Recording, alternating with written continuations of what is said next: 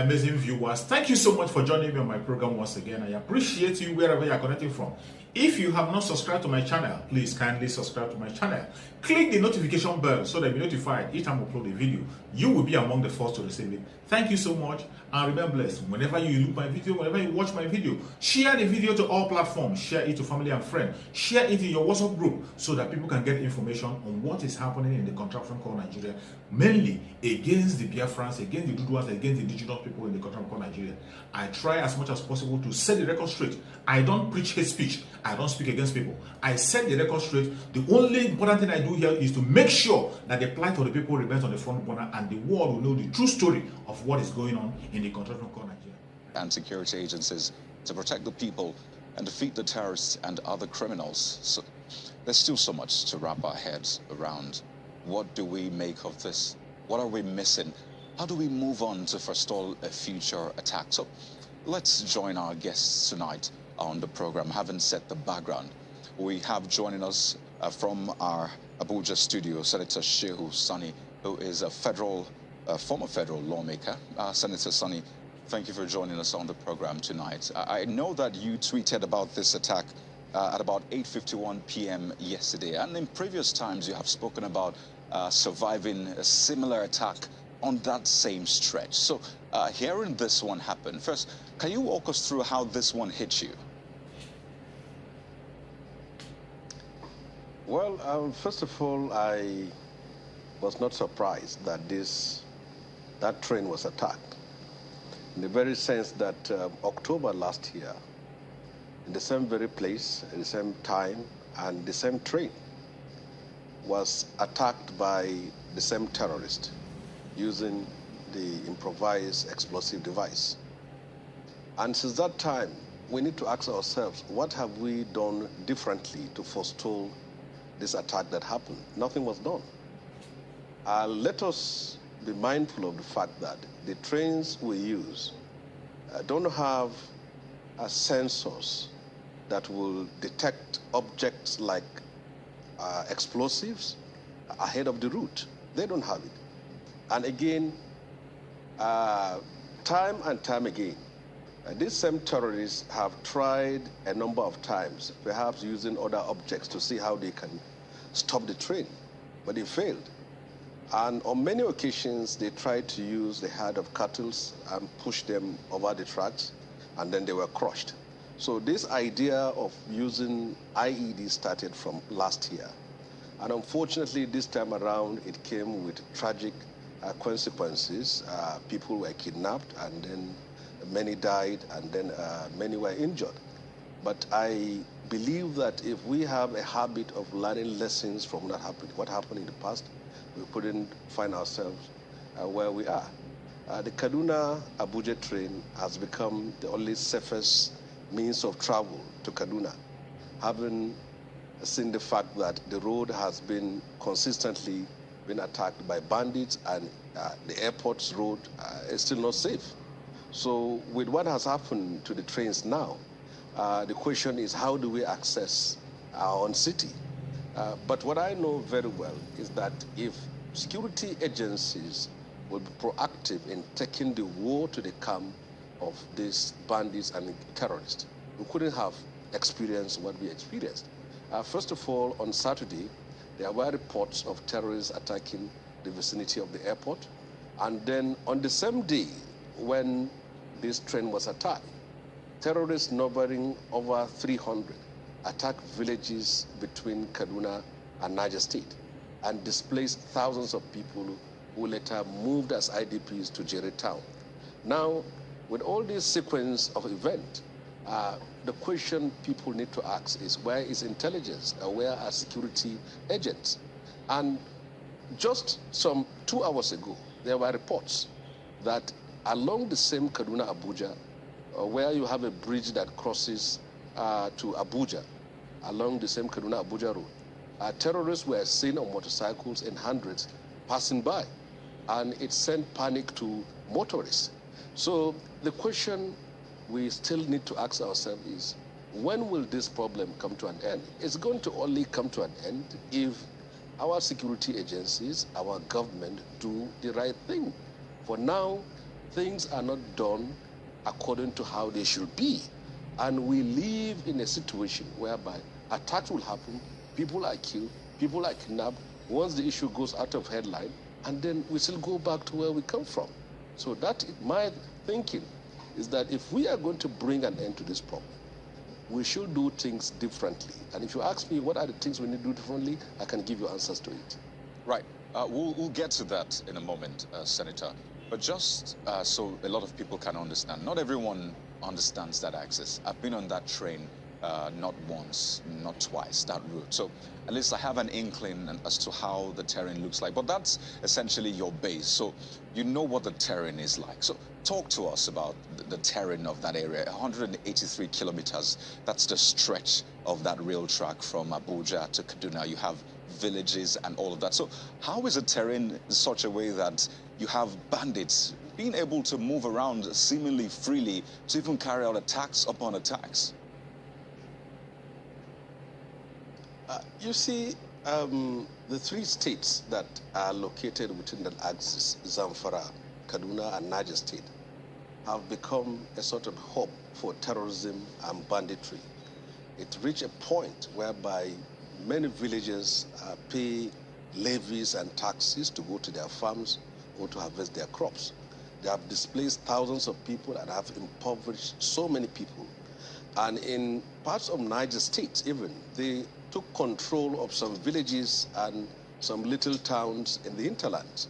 So if we are to do things differently, then we need to involve the locals, see how we can arm, support, and fund the vigilante groups and those who are volunteering to take on this war to them.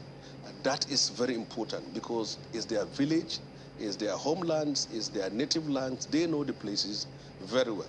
And what surprises me time and again is that each time you have this mass kidnapping of not just 2, 3, 10, or 20 people, 100, 200 people kidnapped, you don't see any serious rescue operation until the parents, the relatives or relations of these victims pay ransom before they are being released. And go to the villages. There are about 35 villages between Kaduna and Abuja. All the villagers there, they know the bandits, they know their routes, they know the time they move around. All you need to do is to engage them and see how they can factor in the security system so that we can have solutions to this problem. Now it has reached a point where people are even afraid to give information on where the bandits are, because the bandits are closer to the people than the government is. So if we have to tackle this problem, we cannot do it without getting the people involved. And that's a very interesting point you make. I recall just recently the military having to put out a statement saying, do not disclose operations within your locality to people, do not compromise security operations. So clearly there's been that perhaps ongoing battle with, yes, you need to work with locals, but there have been cases, and we've heard these cases, of compromise on the path of locals as well. Are they really helpless in this? Because some of them have to pay levies and all of that. So how can you reinforce that strong belief in the military, that the military would protect them, the security agencies will protect them, such that they can just stay committed in terms of giving information just to the military and not compromise? How can you reinforce that in the people? Well, the bandits and the terrorists have no responsibility to the state, but security agencies have responsibility to the state and the people. And it is about the military are here, the bandits are here, and the people are in between.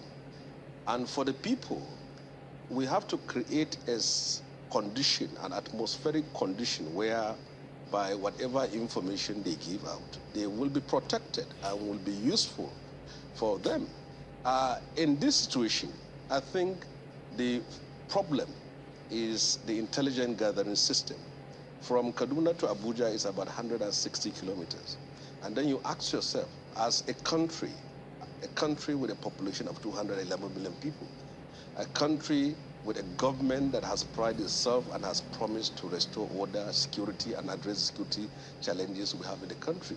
What stops us having drone stations that will gather intelligence and transmit information to the necessary troops on the ground to attack those terrorists in their camps? If you go to Regina, ask any young person or any old man, who are the bandits? He knows who they are and he knows where they are. But the point is that how can he be protected? How can his information be useful? How does he trust those he will give the information without compromising his own security and risking his own life? That's the issue. So if we are going to take on this problem frontally, security agencies must use the necessary technology. There's a need to set up a drone station in Suleja or Zuba area where the activities of these bandits of Niger State and Kaduna State can be immediately gathered and transmitted. Now, if we are a serious country, how can you kidnap people in a train? And up to this time, there is no attempt to block the routes to which these hostages will be taken to. And from Kaduna to Abuja, it's not a mountainous area, it's not a swamp, it's not of any difficult terrain, it's not a Sambisa forest where people cannot see anybody. It's a flat savanna land. In a serious country, how can you say people are kidnapped from Kaduna to Abuja and 24 hours after, there is virtually no information? And it is possible for the next few days there will still be no information. Look at the Greenfield University, which is in the outskirts of Kaduna. Look at the number of students that were kidnapped. There was no rescue until they were being freed by payment of ransom. In the Federal College of Agricultural Mechanization in Kaduna, students were kidnapped. There was no rescue operation until ransom was paid. The Bethel Baptist High School, the parents and the relations of those boys have to pay ransom for their own words to be freed. So it has reached a point people have even lost hope in the security agencies. They have lost hope in governors, in government. All they want is that once they establish contact with kidnappers, they pay their ransom and get their own hostages out. Now you ask, where is the government in a situation like this? Our people are being killed every day. They are being kidnapped. Now it moved away even from the point that the kidnapping is not just along the rail tracks or the roads. Now they go to the outskirts of Kaduna, kidnap people and take them out of Kaduna, sometimes transport them up to Zamfara State. So where are all these security networks? Where are all these intelligence networks? People need to ask questions.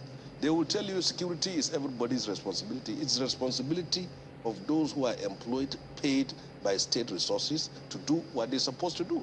What people can simply do is complement what professionals need to do.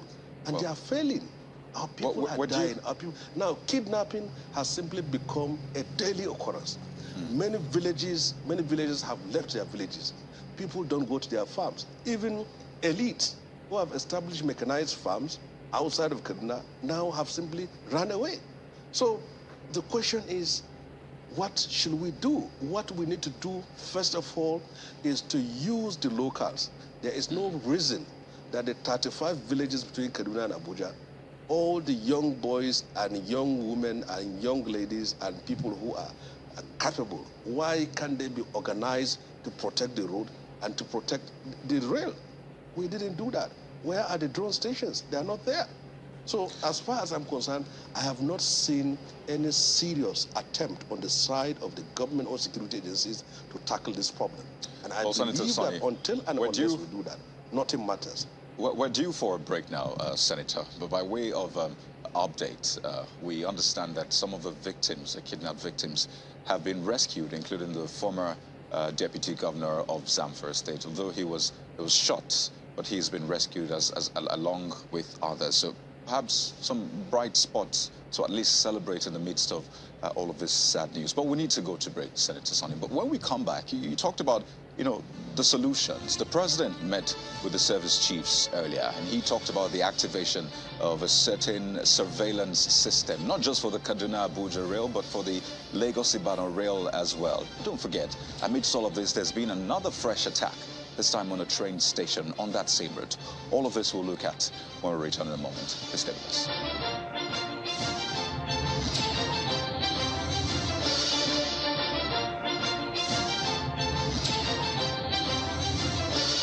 afternoon, sir. Please, I need a room to rent in your house. Okay, where do you work? I'm a nurse. That means you won't owe me rent. Congratulations, young lady.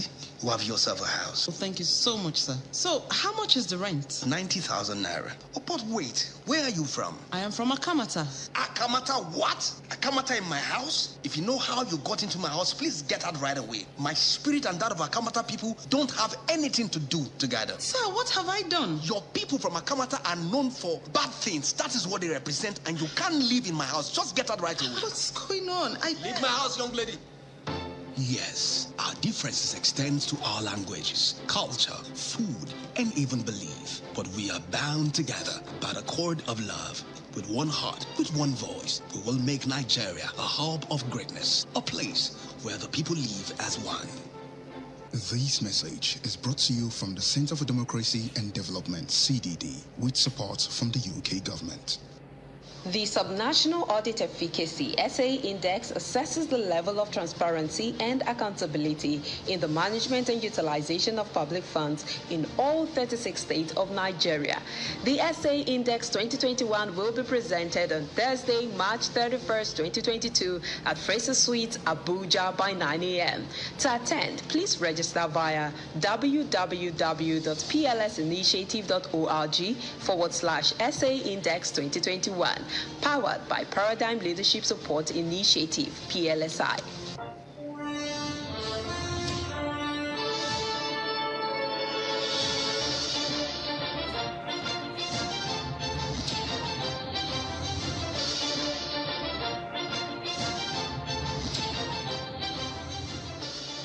Welcome back to the program. Just before we continue our conversation with former federal lawmaker, Senator Shehu Sani, let's again bring you this update from the Kaduna state government, which says it has received the manifest, the detailed passenger manifest for the Abuja-Kaduna train service AK9, which was attacked by terrorists last night. Now, according to the document, which the state government says it received 398 passengers bought tickets for the trip, but 362 were validated as having boarded the train through the recognized turnstile.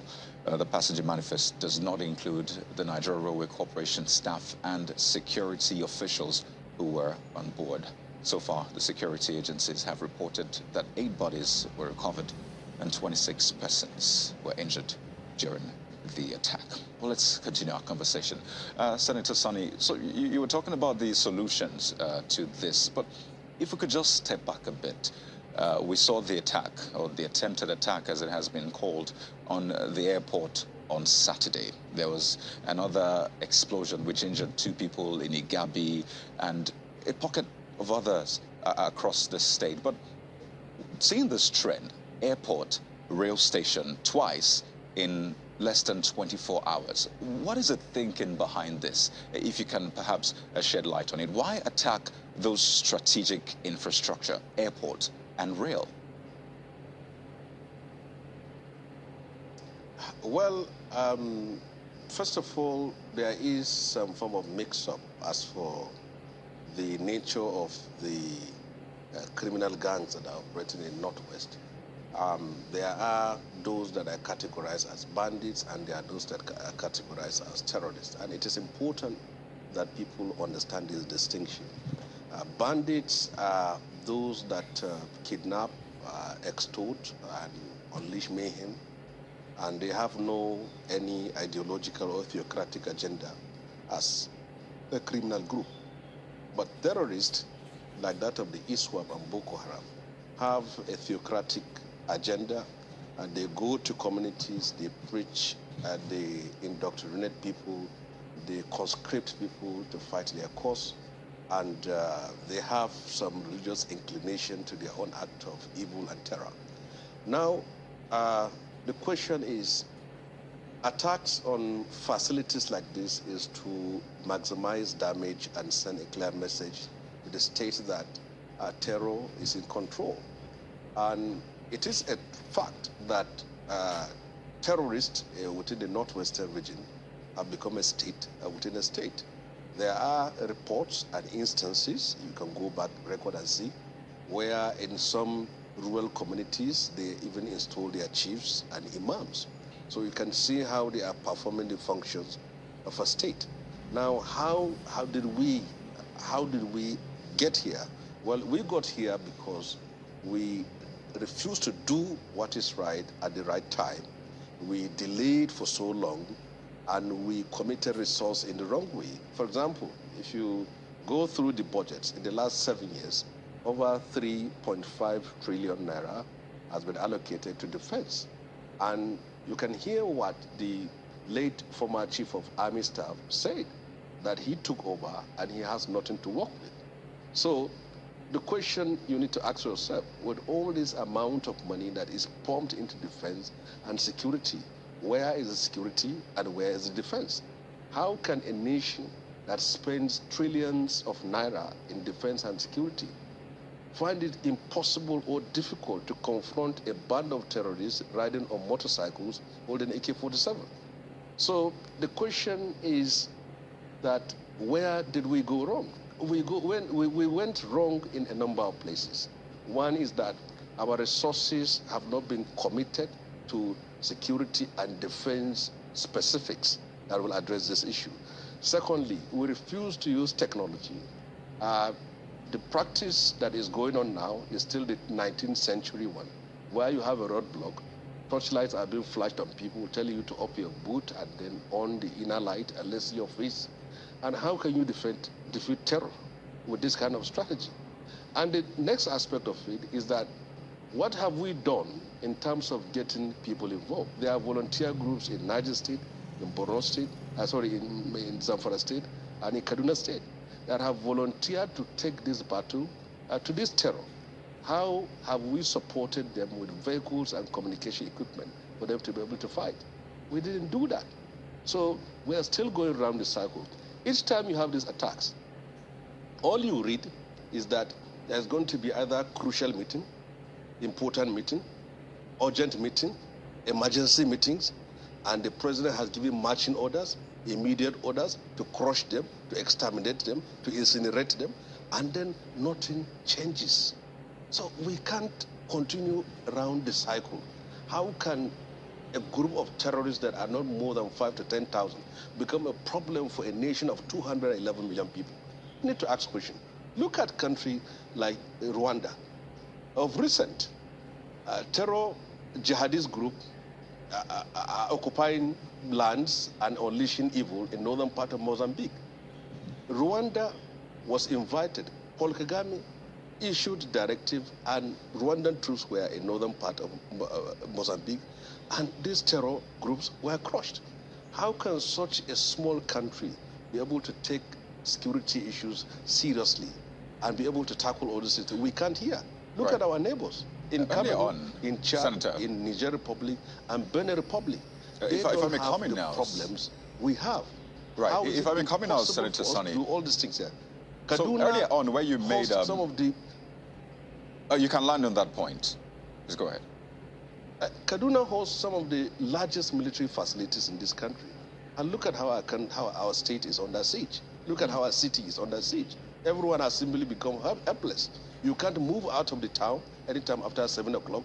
Wherever you go, there are about 4 to 5 channels into Kaduna. The one to Lagos, the one to Zaria, southern Kaduna, and then to Abuja. Now all the roads have been blocked. So where is the government in all these things here? The pledges made by those in the position of power, that when they come, they will address the problem of security paralysis as it exists in Nigeria today. So, Senator Sani is still talking about this security matter now. To which it's quite interesting. While they were in the opposition. Pardon me. So it's quite interesting you spoke about, you try to differentiate between terrorists and bandits, even though as it stands now, the law actually classifies the bandits as terrorists. So it's expected that they are approached as such. But now, talking about how to solve this, do you see, I know you've talked about state police a lot in your intention to run for governor and how you intend to approach this. Is this something perhaps for state police to resolve? Maybe break it down such that we can be more nimble in approaching these issues. Do you think there's a way for state police to resolve this kind of issue? Well, we are at a certain state now as a people and as a nation that whatever ideas and can be practicalized in terms of addressing our security challenges should be done. But my own reservation on security, on state police, is on the fact that people in the position of power, like governors, they can misuse it to persecute opposition and use it as an armed wing of the ruling party in the state.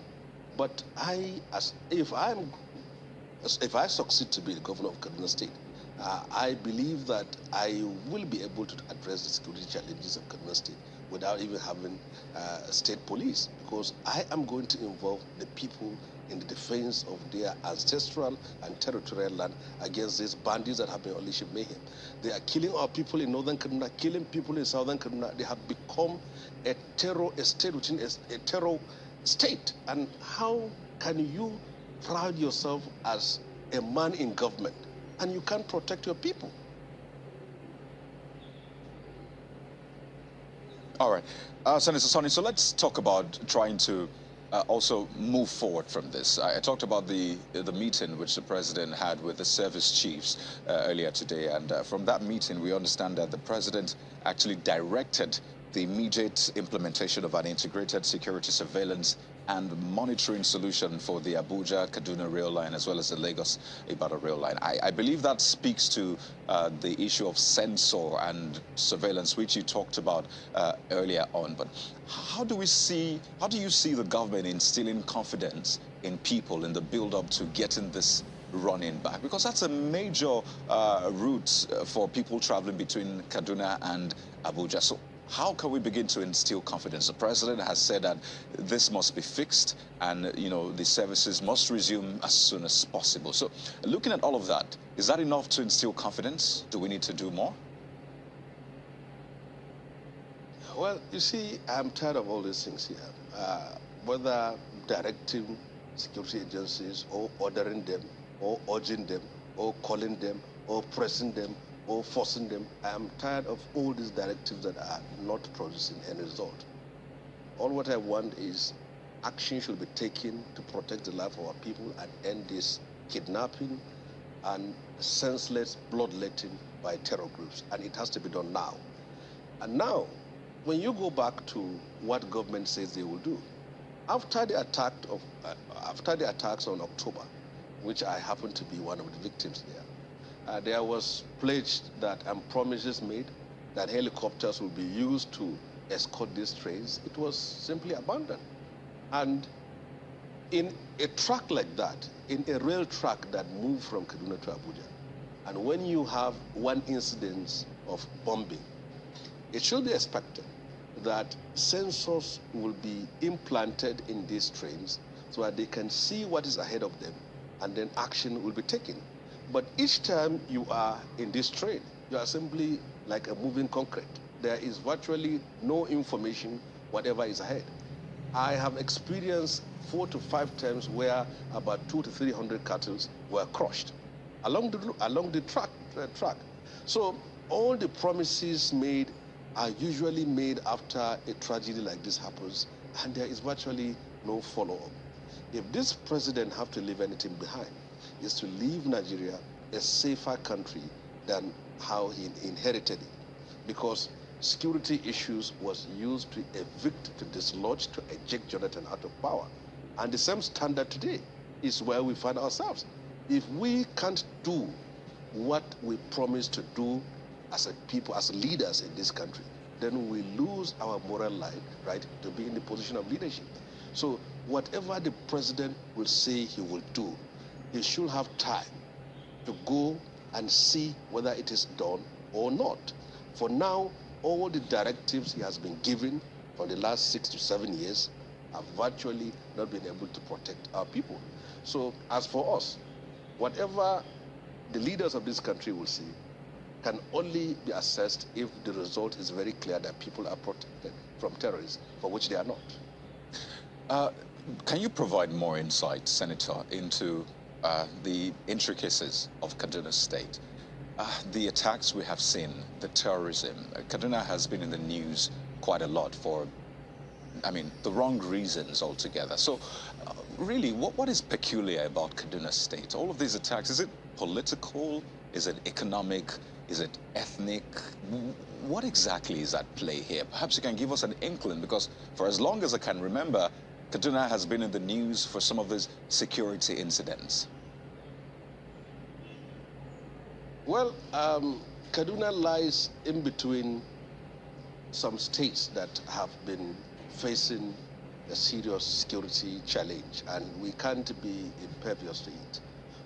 Niger State, 7 to 8 local governments, according to official figures, are virtually under the control of bandits and terrorists, and these local governments are next to Kaduna State. Zamfara State too, local governments within the border region of Kaduna are also in the hands of bandits, so we can't be insulated from their problem. So as far as Kaduna is concerned, I think what is so peculiar about the state, if you look at northern part of Nigeria, is the second most industrialized state. And terrorists, especially those that kidnap and extort ransom, they go to where they felt that they will be able to get and make maximum profit out of their own criminal activities. And I believe that they knew that they can get more in a place like Kaduna than other states. So this is simply, and again, it is also a route to other states in the northwestern part of Nigeria. So that's why we are specifically targeted. But I believe that whatever solutions we are going to provide to address the problems of Kaduna State, it has to be done in coordination with other states around the state. But for now, if we don't do anything, the kidnapping is not simply going to be about what is happening on the rail lines, the airports, and the roads. They're going to come right into the city and do what they need to do. Right now, almost everyone is like a sitting dog. Everyone is at the mercy of these criminal gangs. And questions we need to be asked. Where is the government in all of these things here? They need to act. They need to do something. And it is not simply about making statements, because they have reached a point now. Whatever happens, government condemns, NGOs condemns, and people like us on retirement too, we condemn. So everyone is simply condemning and nobody is doing anything. Senator, I need you to hang on a minute. We need to expand this conversation. We're joined on the program this evening by Comrade Shehu Sani, who is the Secretary General of the Nigeria Union of Railway Workers. He joins us via Zoom from here in Lagos. Comrade Sani, it's great to finally have you on the program. It's been quite a work.